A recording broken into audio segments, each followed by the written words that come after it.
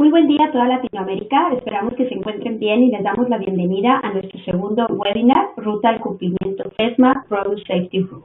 Este webinar forma parte de una serie de eventos que estaremos dando a lo largo del año con el objetivo de contribuir a la generación y fortalecimiento de la cultura de inocuidad. Hablando un poco de NSF, ¿quiénes somos? NSF fue fundada en 1944 en la Escuela de Salud Pública de la Universidad de Michigan. Nuestra misión es proteger y mejorar la salud humana y el medio ambiente a través de la gama de servicios con los que contamos. NSF tiene más de 70 años de experiencia en el campo de la salud pública y cuenta con más de 70 acreditaciones, lo que nos ha permitido colaborar tanto en el sector privado, en el sector público y el consumidor. Nuestro grupo lo conforman más de 2,000 personas que se encuentran presentes en 167 países. Contamos con 49 oficinas, 11 laboratorios y 26 oficinas asociadas en 35 países. Somos un centro colaborador con la Organización Mundial de la Salud y una corporación sin ánimo de lucro. Participamos activamente realizando alrededor de 165,000 auditorías al año y certificando alrededor de 490,000 productos. Si desean conocer más de NSF, los invitamos a explorar nuestra página que es nsf.org. Con esto damos inicio a nuestro webinar. El día de hoy nos acompaña precisamente Dulce Gutiérrez. Ella es administradora de mejora continua, Senior Lead Auditor y Trainer de NSF Internacional México. Es ingeniero agrónomo de la Universidad Nacional Autónoma de México, auditora de esquemas homologados por GFCI como SQF, Global Gap y Primus GPS, además de otros esquemas como TESCO, Nature, USA Gap, entre otros. Con 13 años de experiencia en el área agrícola, ha asesorado y auditado la implementación de sistemas de inocuidad en invernaderos, campos y empaques del sector. Ha colaborado con el Comité Estatal de Sanidad Vegetal de Puebla en México, así como la Senacica y empresas privadas en áreas como muestreos microbiológicos y de residuos de plaguicida. Ha participado en la implementación de sistemas de calidad e inocuidad, preparación y acompañamiento para auditorías de segunda parte y certificación. Actualmente ella es candidata a instructor líder del curso PCA para cumplimiento con los requisitos de FESMA para la producción de productos frescos y está aprobada para la impartición del currículo revisado por la FDA. Con esta presentación damos inicio y con eso cedo los micrófonos a Dulce. Bienvenida, Dulce.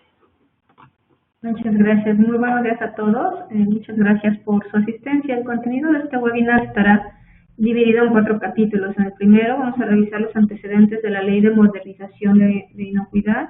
En el segundo revisaremos los plazos para el cumplimiento de cada uno de los reglamentos, enfocándonos en el reglamento de productos frescos. En el tercer capítulo revisaremos los requisitos y los aspectos generales del reglamento de productos frescos. Y por último, en el cuarto capítulo vamos a hablar sobre la preparación que deben de tener las empresas para lograr el cumplimiento con FESMA. Comencemos por revisar el contexto de FESMA, sus antecedentes y sus conceptos. Pues bien, la Ley de Modernización de la Inocuidad, conocida por sus siglas en inglés como FESMA, fue firmada en el 2011 durante la administración del presidente Obama. Esta ley tiene un enfoque de prevención en lugar de reacción ante los problemas e incidentes de inocuidad y tiene como objetivo proteger y fortalecer el sistema de salud en los Estados Unidos.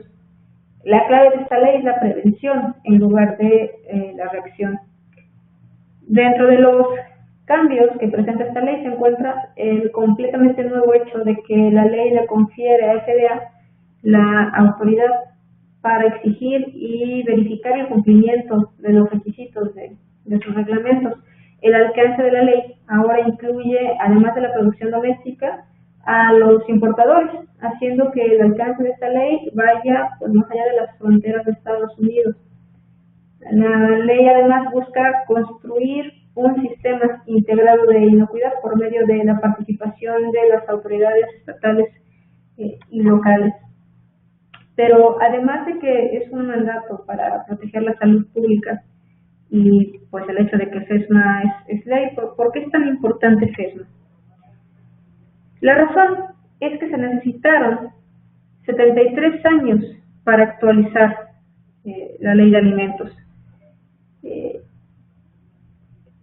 Esta ley de alimentos, medicamentos y cosméticos data de 1938, cuando FESMA se firmó el 4 de enero del 2011, durante la administración del presidente Obama. Los cambios fueron dramáticos y en algunos casos radicales, afectando a casi toda la cadena de suministro. ¿Pero por qué se aprueba FESMA? Pues bien, además de que está enfocada en la protección de la salud pública, también hay varias razones para el surgimiento de esta ley y incluyen varios aspectos, como por ejemplo la globalización. Como muchos países, Estados Unidos obtiene alimentos de diversas partes del mundo.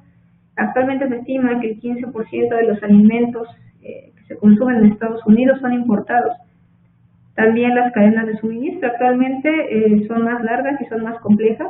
Hay productos de diferentes países, de empresas de diferentes tamaños, que están siendo transportados por tierra, mar y aire todos los días, y esta complejidad precisamente es la que se ha vuelto una constante. Hoy en día hay alrededor de 300,000 instalaciones que envían alimentos a los Estados Unidos, y en algunos casos también ha crecido la dependencia hacia productos específicos de algunos países, como es el caso de mariscos, algunas frutas y algunas hortalizas.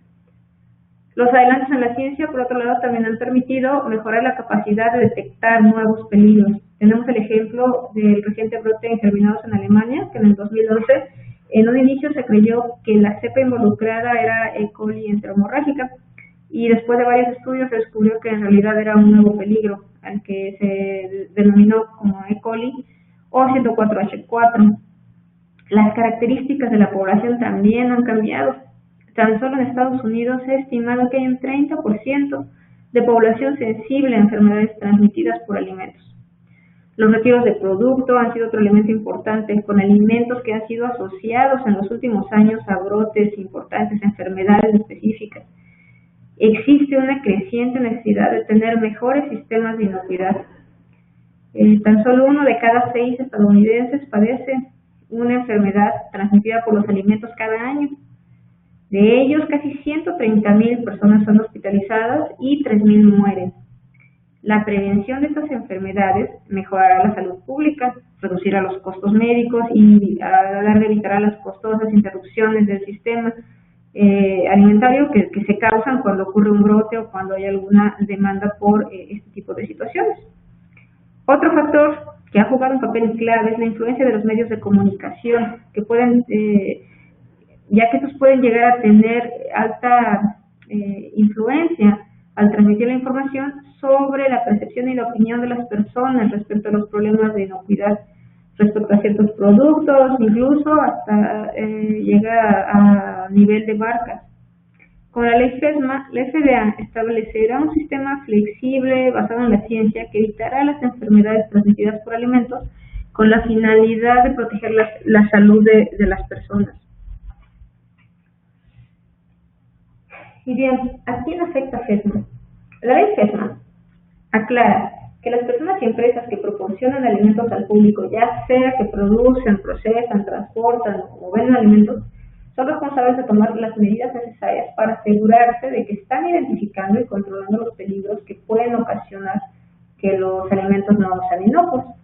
¿Quiénes específicamente? Pues entran fabricantes, procesadores, empresas agrícolas, transportistas, minoristas, importadores, laboratorios, organismos de certificación y gobiernos extranjeros. Todos los actores que tengan participación dentro de la cadena de suministro de alimentos. El trabajo de la FDA, bajo esta ley FESMA, es establecer y verificar el cumplimiento de estándares basados en la ciencia y orientados a prevenir las enfermedades. En esta diapositiva vamos a ver los principios claves de la ley. El primero de ellos es la prevención. La ley establece los requisitos que permitan a las empresas prevenir la contaminación en el producto. En el segundo pilar tenemos la inspección, con el fin de verificar el cumplimiento de estos requisitos preventivos y de esta manera evitar que productos contaminados lleguen al mercado. En el tercer pilar, FESMA ha establecido un nuevo sistema que responsabiliza a los importadores a verificar que los controles que se requieren, dependiendo de cada reglamento, están siendo implementados por las instalaciones extranjeras que pretenden exportar o que exportan productos a los Estados Unidos. Y por último, la FDA trabajará más estrechamente con los gobiernos a nivel federal, estatal y local para consolidar un sistema nacional integrado de inocuidad. Bien, ahora vamos a ver en la segunda parte de esta sesión, vamos a hablar sobre los plazos de cumplimiento de la ley FESMA, enfocándonos en los plazos del reglamento de inocuidad de productos frescos. Esta diapositiva simplemente muestra que todos los reglamentos establecidos por la ley FESMA han sido publicados en forma definitiva en el Código Federal de Regulaciones de los Estados Unidos. Estas fechas de publicación son muy importantes porque de estas fechas se establecen las fechas de cumplimiento.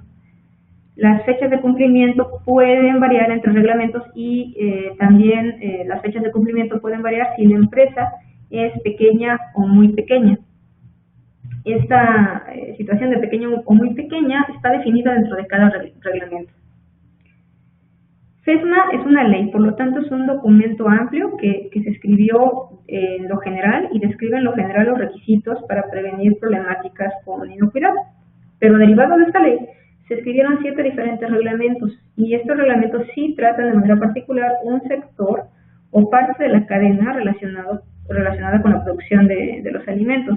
De los 7 reglamentos que vemos en esta diapositiva, podemos ver que 2 de ellos son para controles preventivos, uno para alimentos de consumo humano y otro para alimentos de consumo animal.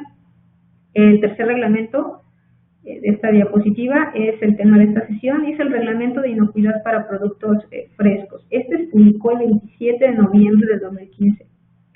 Hay también un reglamento especial para los organismos de certificación, uno más para el transporte de alimentos, uno más llamado Programa de Verificación de Proveedores, que es el que dicta los lineamientos a seguir para todos aquellos proveedores de alimentos de otros países. Y este programa en particular es verificado con los importadores. Y hay uno más, que es el de adulteración intencional, lo que ahora las empresas trabajan como sus programas de Food Defense. Al final de las fechas de cumplimiento, una empresa puede estar sujeta a recibir una verificación por parte de FDA o por parte de un organismo coadyuvante de FDA. Respecto a los plazos de cumplimiento, la FDA toma en cuenta las condiciones particulares de cada reglamento y el tamaño de la empresa. En pocas palabras, las operaciones que están definidas por el mismo reglamento, como pequeñas y como muy pequeñas, tienen periodos de cumplimiento extendidos. La definición de empresa pequeña o muy pequeña varía dependiendo del reglamento que se esté aplicando, y en algunos reglamentos, por ejemplo, en el de verificación de proveedores extranjeros y de transporte, no se encuentra definido que es una empresa pequeña y muy pequeña.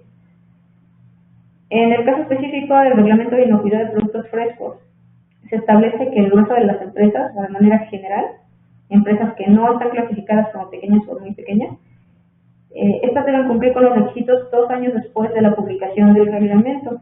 Es decir, que de manera general las empresas deben estar cumpliendo con el reglamento en noviembre del 2017.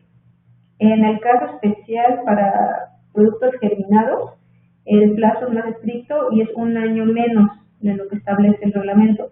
Es decir, que una empresa normal, que no es ni pequeña ni muy pequeña, debería estar cumpliendo con el reglamento desde noviembre del 2016 si es de germinados. En el caso de las empresas que el reglamento define como pequeñas, es decir, que tienen menos de 500 empleados e ingresos menores a los $500,000, el periodo se extiende a 3 años. Es decir, deberían estar cumpliendo para noviembre del 2018 y si es una empresa de germinados, para noviembre del 2017.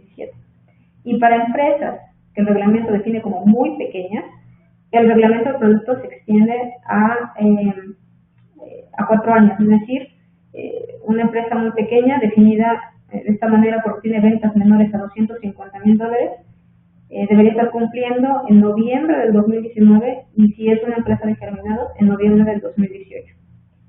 Por lo tanto, hay que tener en mente que las fechas límite de cumplimiento varían ligeramente entre reglamentos y varían también de acuerdo al tamaño de las empresas.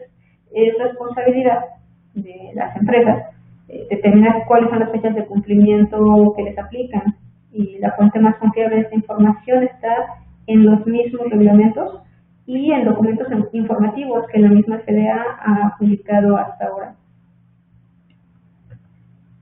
En la parte 3 de esta sesión vamos a revisar los requisitos del reglamento de inocuidad de productos frescos. El reglamento está compuesto de 15 subpartes. Las primeras 2 subpartes, la A y la B, se refieren a los requisitos generales. En estas subpartes se encuentran las definiciones y la aplicabilidad, así como las exenciones del reglamento. En esta parte, en estas subsecciones, se incluye, por ejemplo, el tipo de productos que son cubiertos por el reglamento o que están dentro del alcance del reglamento, y existe en el reglamento un listado que no es limitativo. Se establece también que los productos que no están dentro del alcance de este reglamento son aquellos que rara vez se consumen crudos, que son para consumo personal o que van a recibir un tratamiento comercial posterior donde las cargas microbianas se reducen de manera demostrable. Pero si este fuera el caso, el reglamento pide documentos especiales. También en estas 2 subpartes se describe el tipo de empresas que están sujetas a este reglamento y la descripción de aquellas empresas que pudieran ser sujetas a una exención. Las definiciones de empresa pequeña, empresa muy pequeña, agua de uso agrícola, agua superficial, entre otras, se encuentran en estas 2 subpartes. De las secciones C a la L se encuentran los requisitos del reglamento sobre la producción de alimentos, requisitos de capacitación, de uso de agua, de uso de enmiendas de suelo o mejoradores de suelo, reglas para manejo de animales silvestres y domésticos, etc. Después hay una subparte M que está donde se encuentran los requisitos especiales para producción de germinados. Y de las subpartes N a la R se establecen criterios respecto a análisis, a manejo de registros, a variaciones, a implementación del reglamento y a retiro de exenciones que hayan sido otorgadas. Bien, entrando en materia respecto al reglamento, en la primera parte de calificaciones y capacitación del personal que está en contacto con el producto, la ley hace especial énfasis en los requisitos de capacitación del personal. El reglamento establece como requisito que todo el personal que maneja, supervisa productos frescos y que tiene contacto o maneja superficies de contacto con los alimentos, debe tener una combinación de educación, experiencia y entrenamiento, y que debe mantenerse la documentación sobre estas capacitaciones, así como las acciones correctivas que se lleven a cabo. El entrenamiento o la capacitación debe incluir las prácticas y las medidas de higiene para prevenir contaminación con microorganismos por personas, y esto incluye a los visitantes. El reglamento es muy específico en los temas que deben incluirse en las capacitaciones. El punto 112.22 indica que los temas deben ser síntomas de enfermedades, producto que no debe ser cosechado, inspección de contenedores y equipo de cosecha, corrección y o notificación de cuando haya alguna situación que pueda representar riesgo de contaminación. También es específico en que al menos un supervisor o responsable de la empresa debe tener formación de acuerdo al temario revisado y aprobado por la FDA. Este temario o este tipo de capacitación se refiere a un curso aprobado por la FDA. Quienes imparten estos cursos aprobados por la FDA actualmente son la Product Alliance, que está formada por departamentos de Estados Unidos, centros de investigación y la Universidad de Cornell. NSF pronto está ofreciendo las fechas de los cursos más próximos en México, así es que estén al pendiente. Respecto a la implementación de medidas para prevenir que personas enfermas contaminen el producto, el reglamento en el numeral 112.32 establece que el personal debe seguir buenas prácticas de higiene, que debe mantener limpieza personal y evitar el contacto con otros animales que no sean de trabajo, lavarse las manos. De hecho, el reglamento es muy detallado respecto a que las personas deben de lavarse las manos antes de iniciar el trabajo, después de ponerse guantes, después de usar el baño y cuando regresan a su trabajo después de alguna interrupción. También es específico en que los guantes deben de mantenerse en condiciones higiénicas y que no se puede usar joyería y que de usarla esta debe ser cubierta por un guante, por ejemplo. Se prohíbe comer, fumar o beber en áreas que no están designadas. También el reglamento es específico respecto a que se debe de mantener al tanto de las políticas a los visitantes y que se les debe dar acceso a las instalaciones para el lavado de manos, que se debe de evitar contaminación cruzada con materiales alérgenos y todas estas medidas durante una verificación pueden evidenciarse mediante la observación de las instalaciones y las prácticas del personal. Respecto a los requisitos de agua. Los requisitos de agua se encuentran descritos en la subparte E del reglamento y establecen que el agua que se utiliza en las operaciones debe ser segura y con calidad sanitaria adecuada para su uso. Establece el reglamento que debe realizarse una inspección inicial de las fuentes y los sistemas de distribución de agua para identificar fuentes de contaminación e implementar medidas acordes dentro del alcance que el productor tenga sobre la fuente del agua, implementar medidas correctivas. El numeral 112.44 habla específicamente de los criterios microbiológicos del agua agrícola, dividiéndola en dos grupos y tomando como referente los valores numéricos de E. coli genérica, indicador de contaminación fecal. El primer criterio establece que no debe haber presencia de E. coli genérica en agua que se utilice en germinado, en agua que se utilice en cualquier situación que pueda tener contacto directo con el producto durante o después de la cosecha. Esto está enfocado a las actividades de cosecha.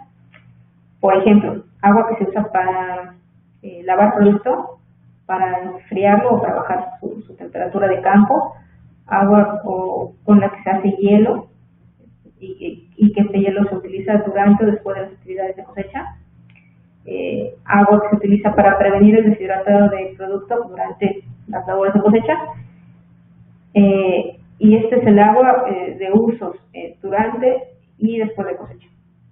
También no debe de haber E. coli dentro de este mismo grupo, dentro de este mismo criterio, para agua que se utiliza para lavarse las manos o para agua que se usa para limpiar superficies en contacto con alimentos. En cualquiera de estos usos, el reglamento dice que no debe haber E. coli genérica detectable. El segundo grupo, el segundo criterio, habla sobre los requisitos microbiológicos para agua agrícola que se aplica directamente a los cultivos durante su crecimiento, o sea, durante las actividades de crecimiento del cultivo. Y esto incluye el agua de riego, cuando los métodos de aplicación son directos, como aspersión. Esto incluye el agua de aplicaciones para plaguicidas y fertilizantes foliares. Y en este grupo los criterios microbiológicos se basan en dos valores, la media geométrica y el umbral estadístico. Y la regla es, las muestras para calcular la media geométrica no debe ser mayor a 126 unidades formadoras de colonias por 100 mililitros. Y para el umbral estadístico, se pide, el reglamento establece que el valor no debe exceder las 410 unidades formadoras de colonias por 100 mililitros. Más adelante vamos a ver a qué se refieren estos valores de media geométrica y de umbral estadístico. El reglamento también especificó que si alguno de estos dos criterios de agua, en el que no debe haber E. coli y en el que E. coli puede estar presente dentro de estos dos valores, uno para media geométrica y uno para umbral estadístico, dice que si no se cumplen esos criterios, el agua debe dejar de usarse inmediatamente y no se puede utilizar hasta que no se hayan hecho las acciones correctivas necesarias para que el agua cumpla con el criterio microbiológico del reglamento. El reglamento dice que estas medidas no pueden implementarse más allá de un año. O sea, la fecha que da para implementar estas medidas es de un año. ¿Cuáles son esas medidas? Da la opción de permitir que transcurra un tiempo para que los microorganismos potencialmente peligrosos mueran en el campo, usando un intervalo de tiempo entre el último riego y la cosecha. Para calcular estos días se debe de probar que la tasa de mortalidad indicada en el reglamento, medida en logaritmo, se debe de probar que esa tasa de mortalidad se alcanza en un periodo no mayor de 4 días consecutivos y que en este tiempo no mayor a 4 días consecutivos se logra obtener el cumplimiento de los criterios microbiológicos. La segunda opción es permitir que transcurra el tiempo también para que los microorganismos mueran, pero ahora considerando desde el último riego hasta el último día de almacenamiento del producto. También esto se calcula aplicando logaritmos de reducción microbiológica. Otra opción que da es que si se puede probar que los logaritmos de reducción microbiológica se cumplen después de actividades como un lavado comercial, se puede hacer uso de este intervalo de tiempo. En cualquiera de estos dos casos, el cálculo de las tasas de reducción microbiológica debe probar que el agua es adecuada, que el agua cumple con los criterios originales de uso. Y la otra opción, la última opción es tratar el agua.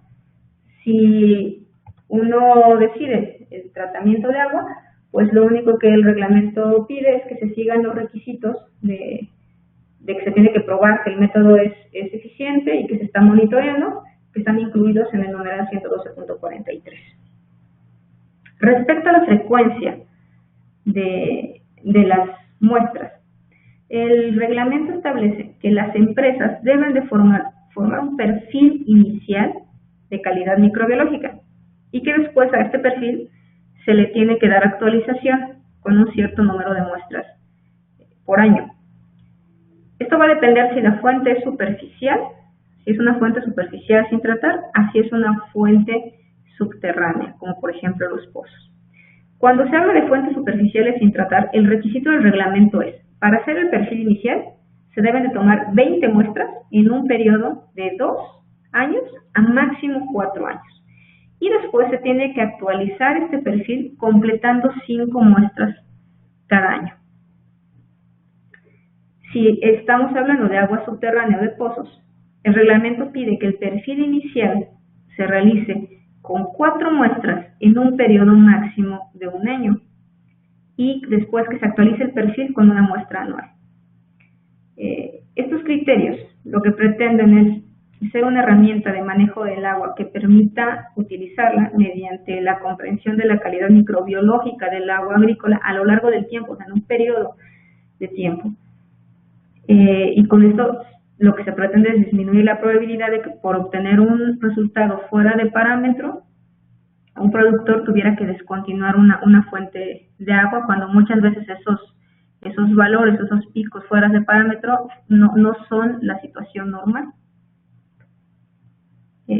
Los registros que el reglamento pide mantener sobre uso de agua son todos aquellos en donde se guarda evidencia de las actividades de inspección, de los resultados de análisis, la justificación de las medidas que se hayan implementado, tratamientos, monitoreo, si se va a utilizar los intervalos de tiempo, los cálculos de la reducción de la tasa microbiana y todas las acciones correctivas, toda la información necesaria para probar que el agua es adecuada.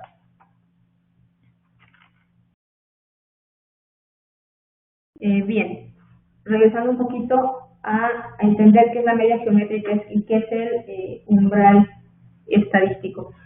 La media geométrica representa la tendencia central de la calidad del agua. Es el comportamiento general o vamos a llamarlo promedio, aunque no es un promedio matemático, es un promedio estadístico. Es el rango de valores en donde mayormente se encuentra el agua. Por otro lado, el umbral estadístico refleja la variabilidad en la calidad del agua. Y el umbral estadístico indica los niveles de E. coli cuando hay condiciones adversas, es decir, cuando se disparan, como por ejemplo cuando hay lluvia o cuando hay una etapa, un periodo del año donde los ríos pueden arrastrar más alimentos, etcétera. Se puede describir como el nivel en el que las muestras están fuera de valor, de tal manera que si se conoce durante un periodo de tiempo el comportamiento central, el comportamiento normal, hablando microbiológicamente del agua, y sus picos de variación, uno puede tener idea de entre qué rangos se está manejando los valores microbiológicos del agua. La FDA está explorando o está realizando, desarrollar una herramienta en línea donde las empresas puedan meter los datos, incluir los datos, sus valores, y puedan calcular con esta herramienta umbrales estadísticos y media geométrica. Respecto a, hablando de mejoradores de suelo o mejoradores biológicos de suelo, el reglamento se refiere en este punto a aquellos fertilizantes o enmiendas de suelo que contienen ya sea compostas estabilizadas, estiércol, subproductos animales, residuos vegetales y biosólidos en general. En este momento, para el uso de abonos crudos, la FDA está haciendo una investigación, una evaluación de riesgos para poder determinar cuál es el número de días que deberían dejarse pasar entre una aplicación de un fertilizante con estiércol crudo y la cosecha. Por ahora, la FDA no se opone a que los agricultores, a que los campos cumplan con los estándares del Programa Orgánico Nacional de LUSDA, que requieren un intervalo de 120 días para aplicación de estiércol crudo en los cultivos que llegan a tener contacto con el suelo y 90 días para aquellos cultivos que no tienen contacto con el suelo. Los mejoradores de suelo sin tratamiento o considerados dentro del reglamento como no tratados, como por ejemplo el estiércol crudo, el reglamento pide que se apliquen de manera que no entren en contacto con el producto y que todos los otros que están considerados dentro del reglamento como tratados, es decir, que cumplen con los patrones de crecimiento microbiológico y los valores de listeria, salmonella, coliformes fecales y E. coli, que si se está cumpliendo con estos valores, estos fertilizantes se apliquen de manera que se minimice en lo mayor posible el contacto con el producto. Entonces el reglamento divide entre estos mejoradores de suelo, los divide como tratados y como no tratados. El reglamento también prohíbe el uso de residuos humanos, residuos sólidos humanos, a menos que estos cumplan con la normativa de EPA. Indica los tratamientos físicos, químicos y biológicos que son aceptables, por ejemplo, tratamiento térmico, alcalino, composteo, y hace referencia a los valores microbiológicos que deben alcanzarse para considerar que un tratamiento es efectivo. Y por último, indica los requisitos referentes a los registros. Estos requisitos incluyen el mantenimiento de las evidencias de efectividad de los tratamientos, los tiempos de aplicación, las acciones correctivas y los controles que se alcanzaron con los tratamientos. Estos son los valores establecidos en el reglamento, específicamente en el numeral 112.55, donde se encuentra una tabla, y hace también referencia a que si se están utilizando test de composta y se está manejando el té de composta como tratado, el agua con la que se hace el té de composta no debe tener E. coli detectable en 100 mililitros. Bueno, esto en unidades formadoras de colonias. Respecto a animales silvestres y domésticos dentro del reglamento. Bien, toda esta sección está referida en la subparte I, que es referente a animales silvestres y domésticos, y el reglamento aborda la preocupación de muchos productores sobre si iban a tener o no la posibilidad de cumplir con esta parte, especialmente porque algunos de ellos tenían animales o dependían de actividades como pastoreo o animales de trabajo. Entonces, lo que hace el reglamento es establecer los mismos estándares para este tipo de animales a los estándares que se establecen para intrusión animal silvestre. Es requisito del reglamento que los agricultores o que las personas, los productores, tomen en cuenta todas las medidas razonablemente posibles y necesarias para identificar y no cosechar productos que puedan estar contaminados por animales. Para eso se requiere que al menos de manera visual se revise toda el área de cultivo y todos los productos que estén dentro del alcance del reglamento. Bajo algunas circunstancias, el reglamento exige que se realicen evaluaciones adicionales, no solamente en cosecha, sino que se realicen evaluaciones durante la temporada de producción para poder estar prevenido durante las actividades de cosecha y poder tener desde un poco antes implementadas medidas y poder prevenir que se coseche un producto contaminado. Algunas de estas medidas son, por ejemplo, delimitar áreas, colocar banderas, colocar zonas de identificación, las zonas buffer, por ejemplo. Aunque la regla final, el reglamento, no establece periodos de tiempo entre pastoreo y cosecha, la FDA recomienda que se considere voluntariamente la implementación de intervalos de tiempo entre que hay pastoreo y que se hace la cosecha. FDA está considerando proporcionar orientación sobre estas prácticas específicas en el futuro conforme se vaya presentando la necesidad de esta información. En el caso de los animales de trabajo, se establece que deben de tomarse las precauciones necesarias para prevenir contaminación del producto o de superficies en contacto, que los animales domésticos deben excluirse de las zonas de cultivo o de donde se guarda el producto o los materiales de empaque, y que todos los animales de trabajo deben resguardarse en zonas que estén separadas precisamente de donde hay cultivo o donde hay materiales de empaque. El reglamento menciona que si hay animales de guardia o guías, se pudieran permitir dentro de las instalaciones si su presencia no es probable que ocasione contaminación.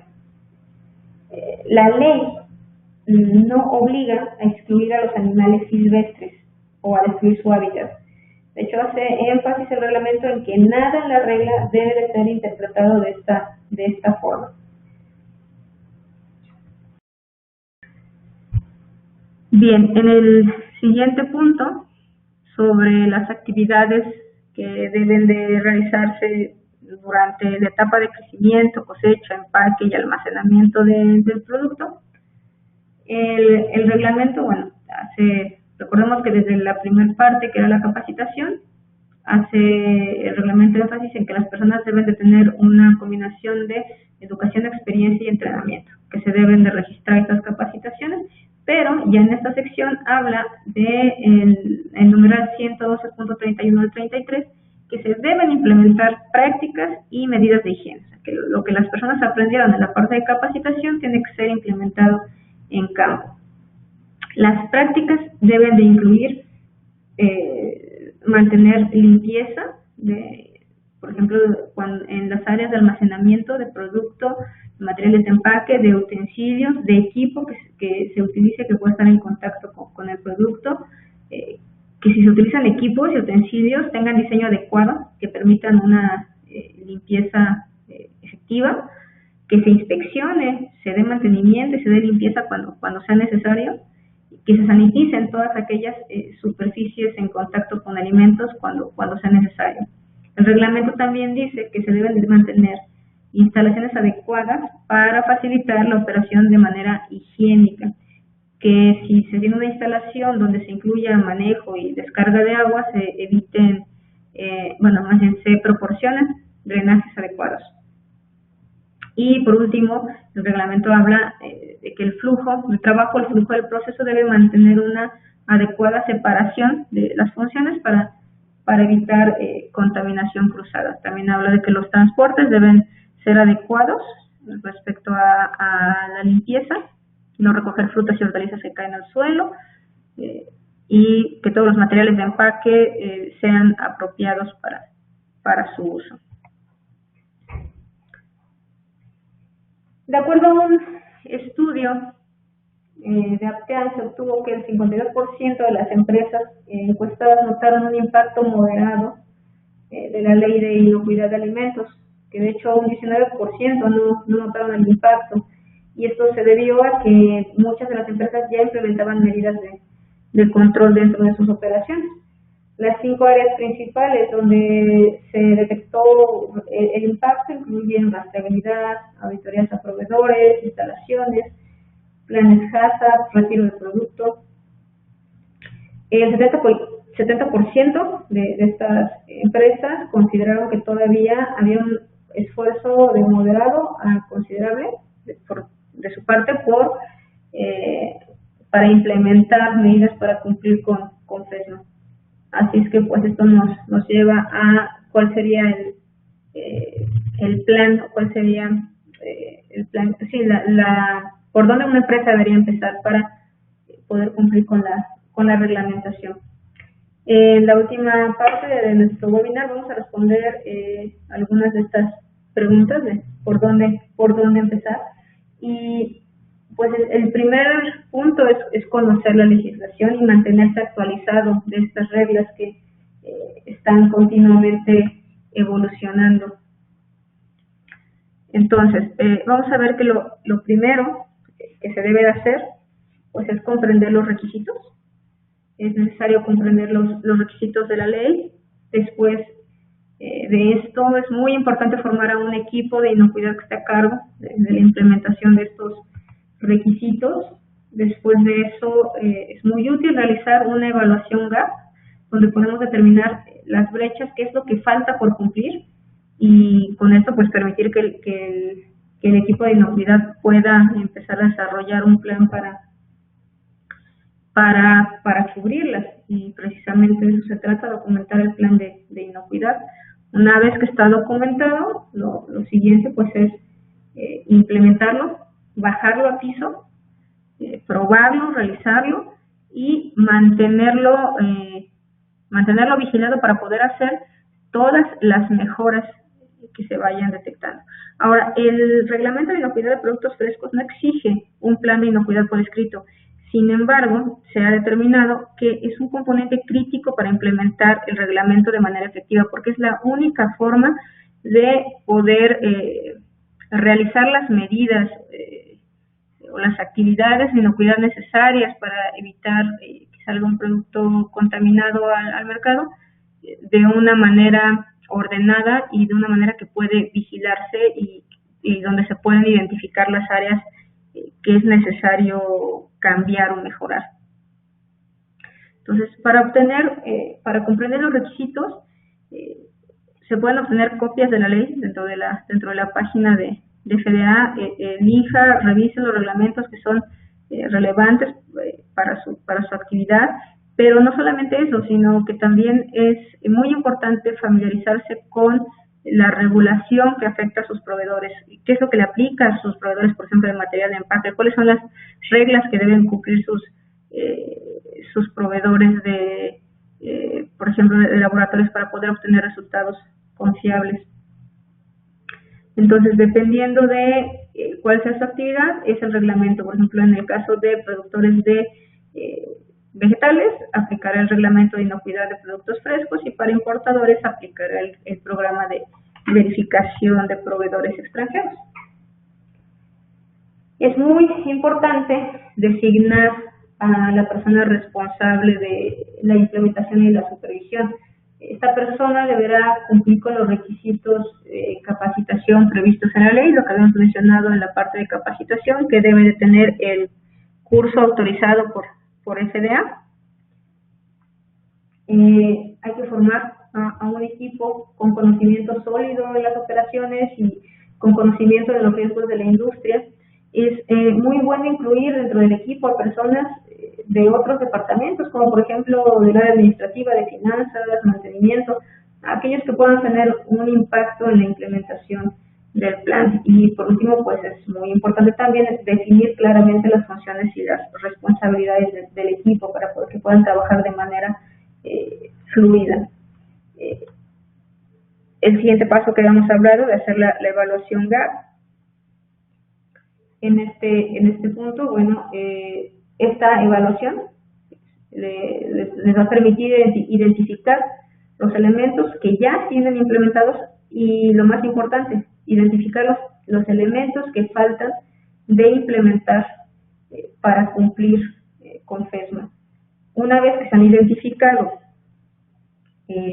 los pasos que faltan por implementar, se deben establecer pues los plazos, las estrategias y la forma en la que se le va a dar seguimiento a estos puntos que faltan de implementar hasta que esté seguro que ha cubierto todos los requisitos del reglamento. El plan de inocuidad es esta herramienta escrita que permite tener de manera clara cuáles son las actividades que se van a realizar, hacia qué fin están enfocadas. Entonces hay que documentar el plan de inocuidad. Este debe de tener la información pues de la empresa, los productos, las operaciones, los datos de contacto con los responsables de inocuidad, la evaluación de riesgos, donde estén identificados todas las situaciones que pudieran terminar en producto contaminado. El plan también debe de incluir las medidas que se van a utilizar para disminuir estos riesgos. Y bueno, estos son algunos de los documentos que debe de contar, con los que debe de contar un plan de inocuidad. Si es necesario, mapas donde estén ubicados los sitios con algún riesgo identificado, cuáles son las políticas de la empresa, los procedimientos con los que se van a llevar a cabo las actividades, los registros de capacitación, los resultados de análisis de agua, contactos, planes de trazabilidad, retiro, información de proveedores y clientes, etcétera. Todo lo que con lo que la empresa puede mantener bajo control sus operaciones para evitar producto con algún riesgo de contaminación. Todas las fases de implementación de un plan pues empiezan con, una vez que ya tenemos escrito el plan de inocuidad, lo primero que se debe de hacer es comunicarlo a las personas que van a implementarlo. Muchas veces es necesario capacitar a las personas que tendrán actividades relacionadas con el mantenimiento de la inocuidad dentro de la operación.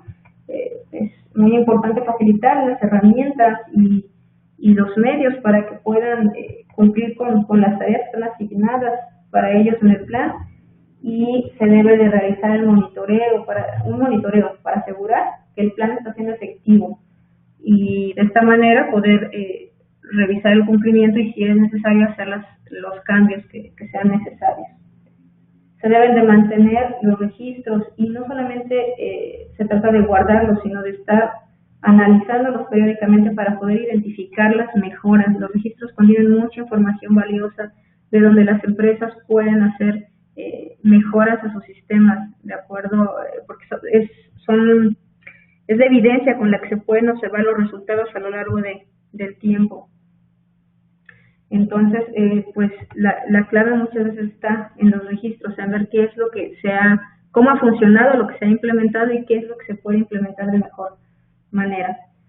Ahora, la mayoría de las instalaciones con con programas de inocuidad robustos y ya con tiempo de operación, ya están haciendo la mayoría de las actividades requeridas. La FDA, sin embargo, ha publicado un borrador de documentos que pueden dar también idea de cómo hacer cierta documentación. Y bien, como ven, hemos cubierto los objetivos iniciales. Les agradezco mucho su asistencia y si hubiera alguna pregunta o alguna duda, estamos para servirles. Muchísimas gracias por su presencia.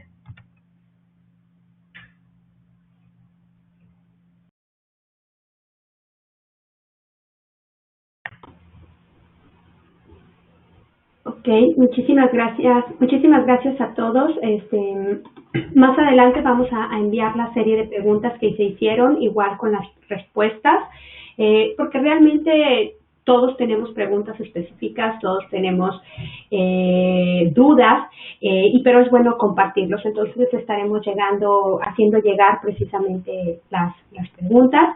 Y les recordamos que nuestro próximo webinar lo tenemos marcado para el primero de marzo, que es sobre ruta al cumplimiento FESMA, el Foreign Supplier Verification Program. Es el programa de verificación de proveedores extranjeros. Muchísimas gracias a todos y muy buenas tardes.